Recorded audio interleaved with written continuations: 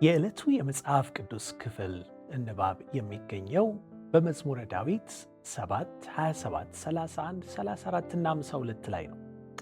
አምላካችን እግዚአብሔር ብርሃንን የፈጠረ እንደሆነ ዘፍጥረት 1:3 ይነግረናል። ማንም ሊቀርበው በማይችል ብርሃን ውስጥ መኖሪያውን ያደረገ እንደሆነ አንደኛ ጢሞቴዎስ 6:16 ላይ እናነባለን። ደግሞም ብርሃንን የለበሰ መዝሙር 104 ቁጥር 2 የብርሃን አባት ያዕቆብ ምዕራፍ 1 ቁጥር 17 የዘላለም ብርሃን ኢሳይያስ 60 ቁጥር 19 ተብሎ የተጠራ አምላክ ነው።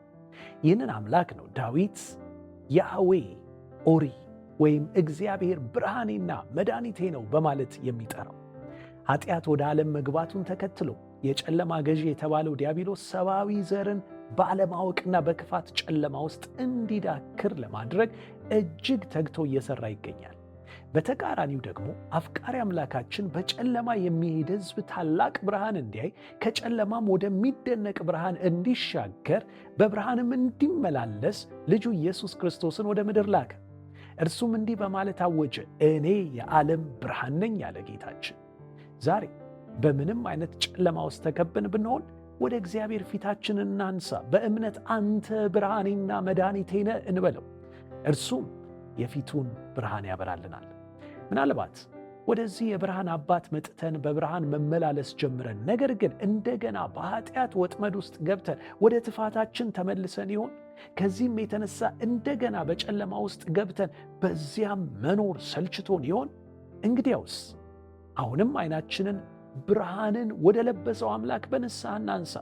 ከሳሻችን ዲያብሎስም እንዲህ ብለን መልስ እንስጥ፣ ጠላቴ ሆይ በእኔ ላይ በደረሰው ደስ አይበልሽ። በወድቅ እንኳን እነሳለሁ፣ በጨለማ ብቀመጥ እግዚአብሔር ብርሃኔ ይሆናል። ሚክያስ 7 ቁጥር 8። እንግዲያውስ ይህንን የእግዚአብሔርን ተስፋ በማሰብ በዚህ እግዚአብሔር ብርሃን ሕይወታችን እንዲጎበኝ እንዲህ ብለን እንጸልይ። አባት ሆይ አንተ የብርሃናት አባት፣ ለእኛም ደግሞ ብርሃናችን ልትሆንልን በጨለመብን ነገር ላይ ብርሃን ይሁን ብለህ ልታውጅ ፈቃደኛ ስለሆንክ እናመሰግንሃለን። እኛም ዓይኖቻችንን በአንተ ላይ ተክረን በአንተ ብርሃን በመመላለስ እግዚአብሔር ብርሃኔና መድኃኒቴ ነው ብለን እንድናውጅ በጸጋ እርዳን። አሜን።